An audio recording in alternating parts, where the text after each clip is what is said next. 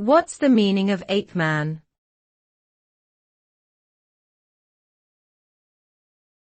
Apeman.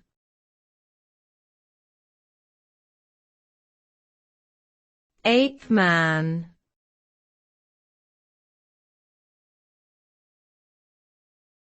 Apeman.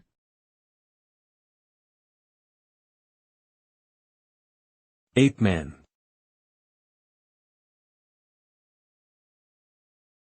Apeman.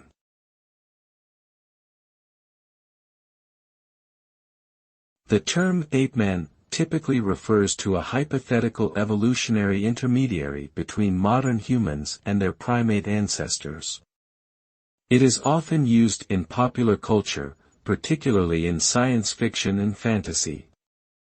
The concept of an apeman is largely based on the idea of evolution and the gradual development of human-like traits over millions of years.